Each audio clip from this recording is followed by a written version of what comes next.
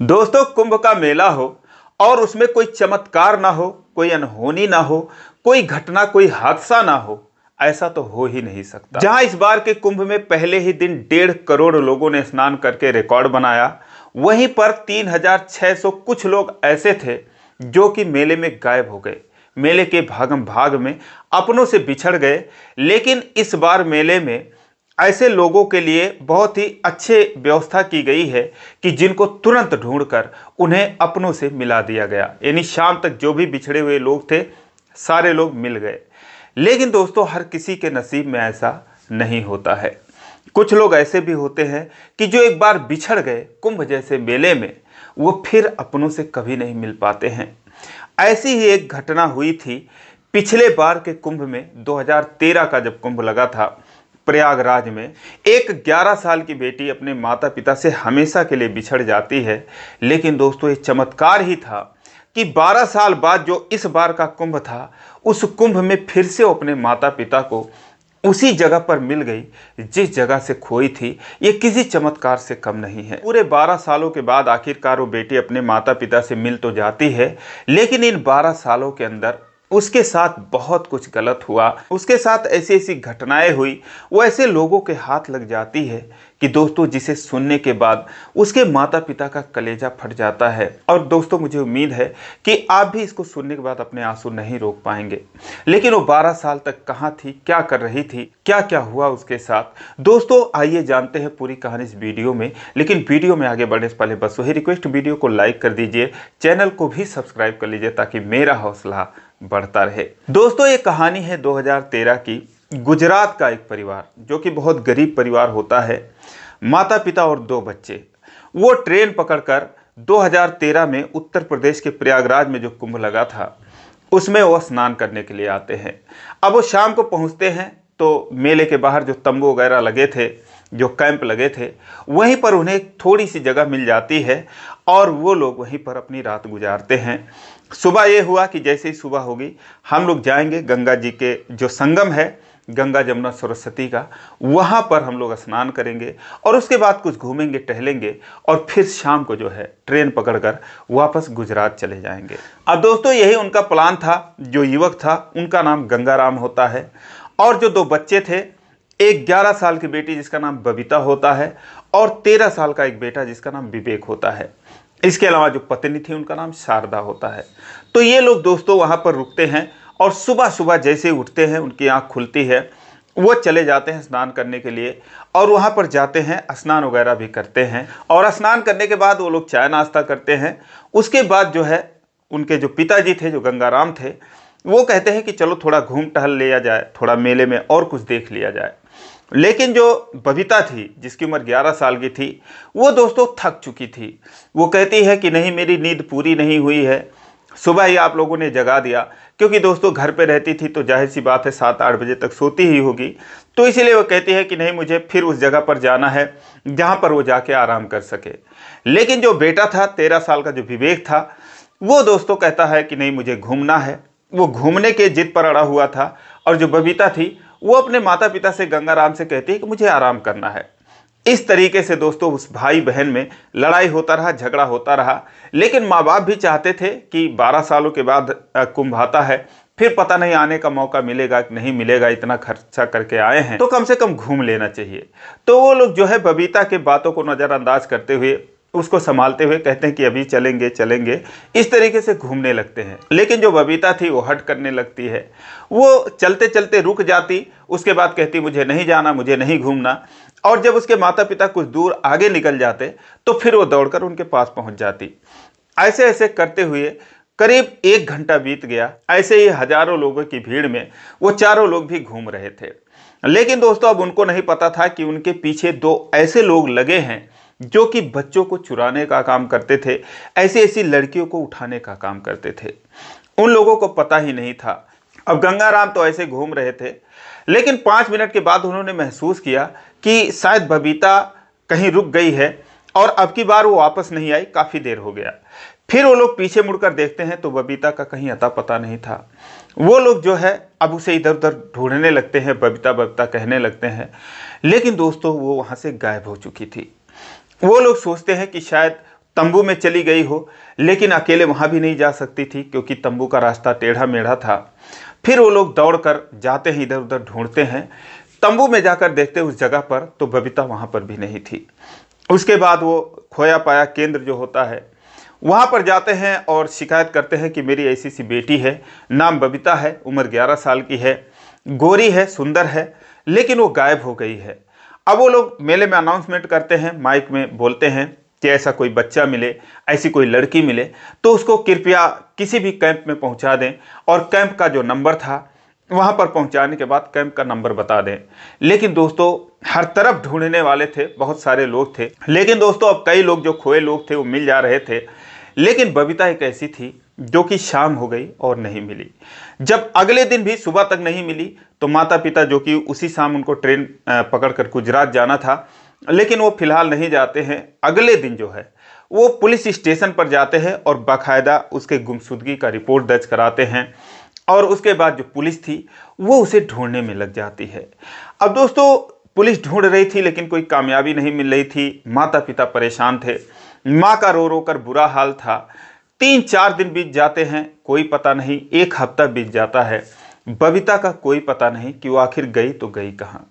उसके बाद वो लोग थक हार कर अपने घर चले जाते हैं गुजरात, और पुलिस वाले बोलते हैं कि जाइए, जैसे वो मिलेगी उसके बारे में कोई भी अपडेट रहेगा तो हम आपको जो है सूचना दे देंगे। अब दोस्तों उनके पास कोई फोटो भी नहीं थी कि जो उनको दे सके कि हाँ ये मेरी बेटी है, क्योंकि उनके पास मोबाइल वगैरह था नहीं। 2013 की बात है, स्मार्टफोन नहीं था, छोटे फ़ोन थे उनके पास, और कोई उसका फ़ोटो भी हाल फिलहाल का नहीं था। बच्चेपन का एक फ़ोटो था जो कि 2-3 महीने बाद जो बबीता के पिताजी थे वो पुलिस स्टेशन लेकर आते हैं प्रयागराज में और कहते हैं कि ये जो है फ़ोटो है मेरी बेटी की।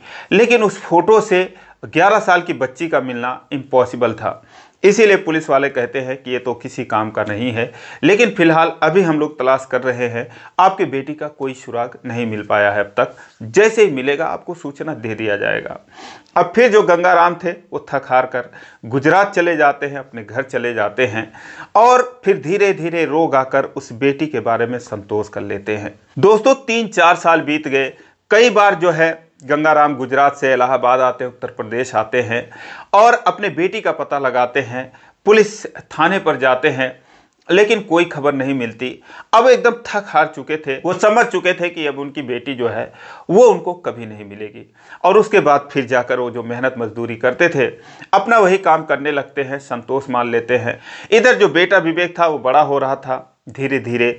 दोस्तों 12 साल का वक्त बीत गया, 2025 आ गया, उस कुंभ से लेकर इस महाकुंभ का समय आ जाता है। अब दोस्तों महाकुंभ का समय आ जाता है। जो बबीता की माँ थी वो अपनी बेटी को याद कर करके रो रही थी। वो अपने पति से कहती हैं कि मुझे बबीता की बहुत याद आ रही है, और एक बार चलो गंगा मैया से चल के मैं उनसे पूछूंगी कि आखिर हम लोगों ने क्या पाप किया था, हम लोग यहाँ कौन सा पाप करने आए थे कि उन्होंने मेरी बेटी को हमसे छीन लिया। चल के उन्हीं से मांगूंगी, उन्हीं से शिकायत करूंगी। लेकिन जब गंगाराम ये बात सुनते हैं तो वो मना कर देते हैं। वो कहते हैं कि मैं कसम खा लिया हूं कि मैं कभी कुंभ नहीं जाऊंगा, और अब मैं नहीं जा सकता। कुंभ जाने की वजह से हमसे हमारी बेटी बिछड़ गई। लेकिन अब वो जिद पर अड़ जाती हैं, कहती हैं नहीं, मुझे अपनी बेटी की याद ताज़ा करनी है, भले ही मैं जाऊंगी और उस जगह पर जाऊंगी, कम से कम रोऊंगी, बिलखूंगी, उसके लिए तड़पूंगी। मेरा मन कर रहा है, मेरा जाने का मन कर रहा है। अगर आप नहीं जाएंगे तो मैं अकेले ही चली जाऊंगी, और अगर मैं अकेली चली गई तो जैसे बेटी को खो दिए वैसे मुझे भी खो दोगे। अब वो सोच में पड़ जाते हैं, कहते हैं कि सही बात कह रही है, अगर ये अकेली जाएगी तो पता नहीं कहाँ चली जाएगी। तो इसीलिए वो लोग प्लान बनाते हैं कि चलो ठीक है, एक बार फिर चलते हैं, कुंभ में कम से कम नहा कर ही चले आएंगे। तो वो लोग आने का प्लान बनाते हैं। लेकिन जो विवेक था अब उसकी उम्र करीब 25 साल की हो गई थी। वो पिछले कई सालों से कभी अहमदाबाद तो कभी मुंबई ऐसे इधर उधर काम करता था, तो इस समय मुंबई में है। उसने अपने माता पिता से कहा ठीक है, मैं पैसा वगैरह भेज देता हूँ, जाओ आप लोग वहाँ पर घूम आओ। अब दोस्तों वो लोग ठीक पिछली बार की तरह इस बार भी ट्रेन पकड़ते हैं और उसके बाद इलाहाबाद आते हैं, प्रयागराज आते हैं, और फिर वहाँ पर तंबू वगैरह लगा था वहीं पर आकर शरण लेते हैं। और फिर उनका प्लान था कि चलो कल सुबह स्नान करेंगे। लेकिन इस बार उनके मन में कोई हौसला नहीं था, कोई उत्साह नहीं था, क्योंकि हर कदम पर जो बबीता थी उसकी यादें उनको कचोट रही थी और ऐसे लग रहा था कि जैसे कोई उसको खींच के ले जा रहा है, या फिर ऐसे लग रहा था कि जैसे वो गंगा जी में डूब रही है। तरह तरह की आशंकाएं उनके मन में उत्पन्न हो रही थी, क्योंकि उन्हें एक्चुअली में पता नहीं था कि उनकी बेटी के साथ हुआ क्या है। तो इसीलिए जो है तरह तरह के ख्याल उनके मन में आ रहे थे। इसीलिए जो बबीता की माँ शारदा थी वो दोस्तों बात बात पे रोने लगती, और जो उनके पति थे गंगाराम वो भी रोने लगते, लेकिन वो संभालते, कहते कि मत रो, क्यों रो रही हो। अब दोस्तों क्या होता है कि अगले दिन 14 जनवरी की ये बात है कि वो लोग नहाने के लिए गंगा जी में गए और डुबकी लगाकर जैसे ही आ रहे थे दोस्तों लाखों लोगों की भीड़ थी। ये किसी चमत्कार से कम नहीं था कि सामने जो है उनकी बेटी उन्हें मिल जाती है। बबीता जो है जैसे देखती है अपने माँ को वो पहचान जाती है और उनके गले से लिपट कर रोने लगती है। कहती है मुझे पता था कि आप लोग आएंगे। अब जैसे उसकी माँ देखती है, गंगाराम देखते हैं, वो भी रोने लगते, एकदम हैरान हो जाते हैं। उन्हें अपनी आंखों पर यकीन नहीं हो रहा था, क्योंकि दोस्तों बबीता उनके गले से लिपट कर रो रही थी। उसके बाद वो पूछते हैं कि बेटी कहाँ खो गई थी, क्या हो गया था तुम्हारे साथ, और सब कुछ वो पूछते हैं। लेकिन दोस्तों तभी एक लड़का आता है, वो उन लोगों से नमस्ते करता है और फिर वो बबीता से पूछती हैं ये कौन है। बबीता कहती है कि यही मेरा सब कुछ है और इसी के सहारे तो मैं जिंदा हूँ। अब दोस्तों जब वो लोग अपने बेटी के मिलने की खुशी जो है विवेक से फ़ोन करके सोचे विवेक को बता देते हैं, तभी दोस्तों बबीता जो थी वो मना कर देती है। कहती है नहीं मम्मी, किसी को फ़ोन करने की ज़रूरत नहीं है, क्योंकि अब मैं आप लोगों के लायक हूँ भी नहीं। उसके बाद कहती है कि चलो कहीं बैठते हैं, और उसके बाद दोस्तों अपनी कहानी बताती है। एक जगह एकांत में वो लोग जाकर बैठ जाते हैं। उसके बाद जो कहानी बताती है उसको सुनने के बाद उसके माँ बाप का कलेजा फट जाता है। दोस्तों उस दिन जब वो उनके पीछे पीछे भाग रही थी, बात बात में रुक जा रही थी, तभी दोस्तों दो लोग उसका पीछा कर रहे थे।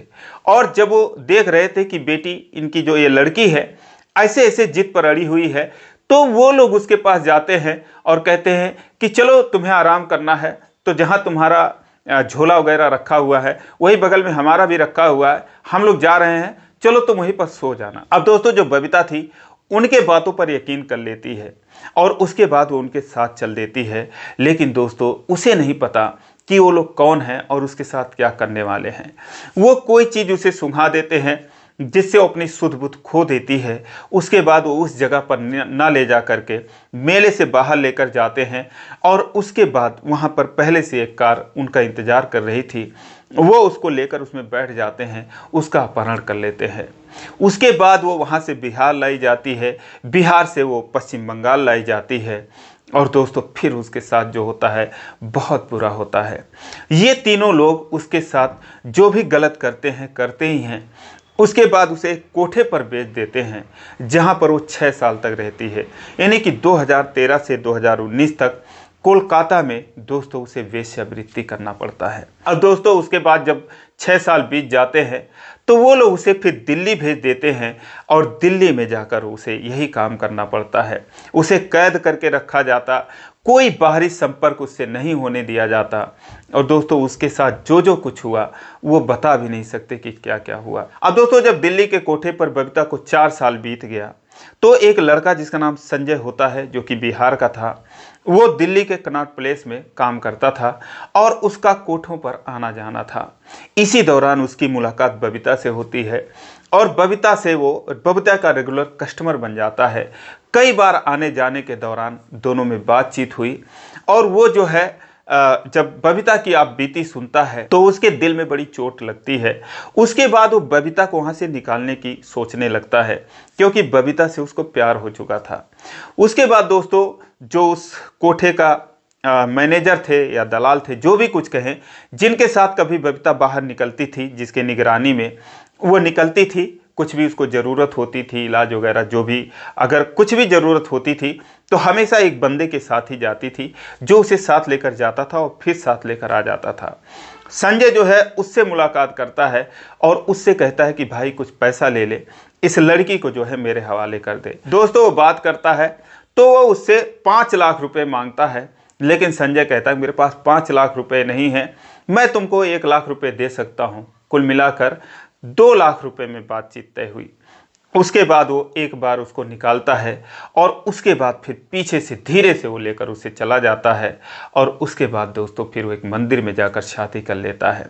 संजय और बबीता की शादी 2023 में दोनों एक दूसरे शादी करते हैं और उसके बाद दोस्तों वो लोग कुछ दिन दिल्ली में रहते हैं और उसके बाद वो अपने बिहार गांव लेकर चला आता है। लेकिन इस बीच संजय ने कई बार उससे कहा कि चलो तुम्हारे घर चलता हूँ, तुम्हारे माँ बाप से तुम्हें मिलवा लाता हूँ। लेकिन दोस्तों लोक लाज की डर से वो अपने घर नहीं जाती, अपने माँ बाप के पास नहीं जाती है, क्योंकि वो कहती थी कि मेरे माता पिता तो मुझे मरा हुआ मान ही चुके होंगे और वैसे भी मेरी ज़िंदगी ऐसी है कि इस हालत में कैसे उनके पास जाऊं। लेकिन संजय उसे लाख समझाता रहा कि इसमें तुम्हारी कोई गलती नहीं है, तुमने जो भी कुछ किया मजबूरी की वजह से किया, अपने मर्जी से नहीं किया। लेकिन वो हमेशा मानती रही कि वो अपने माँ बाप के सामने नहीं जा सकती। लेकिन दोस्तों जब 2025 का कुंभ आता है तो जैसे उसकी माँ उसके लिए तड़प रही थी, वैसे बबीता भी अपने माँ बाप के लिए तड़प रही थी। वो कहती है कि एक बार मैं उस मेले में जाऊंगी और क्या पता मेरे माता पिता भी वहाँ आए। दोस्तों पता नहीं कैसे उन लोगों के दिमाग में, उनके मन में कौन ये बात बैठा दिया, कैसे बैठ गई कि जो माँ सोच रही थी वही दोस्तों बबीता भी सोच रही थी। उसके बाद वो संजय जो था उसको लेकर आता है और उसके बाद दोस्तों लाखों लोगों की भीड़ में, जो कि एक भूसे में सुई के ढूंढने के बराबर था दोस्तों, वहाँ पर अचानक से एक दूसरे के सामने आ जाना किसी चमत्कार से कम नहीं था। और फिर जैसे ही बबीता देखती है अपनी माँ को, रोने लगती है और फिर इन दोनों की मुलाकात होती है। जब उसकी कहानी सुनते हैं तो उसके माता पिताजी संजय के पैर पकड़ लेते हैं, कहते हैं बेटा, उसे आशीर्वाद देते हैं, उसे दुआ देते हैं, कहते हैं कि तुमने मेरी बेटी की ज़िंदगी बचाई, हम तुम्हारे एहसानमंद रहेंगे। लेकिन अब मैं अपने बेटी को अपने साथ ले जाना चाहता हूं, उसके बाद कुछ दिन बाद तुम अपने घर ले आना। दोस्तों हाल फिलहाल अभी वो लोग प्रयागराज में ही हैं और विवेक जो है वो भी मुंबई से अपनी बहन की खबर सुनकर फिर प्रयागराज में आने वाला है। उसके बाद ये लोग जब वहाँ पर इकट्ठा होंगे उसके बाद फिर अपने घर जाएंगे। तो दोस्तों ये रही कहानी। इस वीडियो को बनाने का मतलब मेरा किसी का दिल दुखाना नहीं, किसी के भावनाओं को भी ठेस पहुंचाना नहीं था, बस जागरूक करना था और आपको बताना था कि वाकई में कितना बड़ा चमत्कार हुआ है। तो दोस्तों ये कहानी आपको कैसी लगी कमेंट करके ज़रूर बताएं। अच्छी लगी हो तो वीडियो को लाइक नहीं किया तो लाइक कर दीजिए, चैनल को सब्सक्राइब कर लीजिए इसी प्रकार की कहानियों के लिए। फिर मिलेंगे अगले वीडियो में, तब तक के लिए जय हिंद।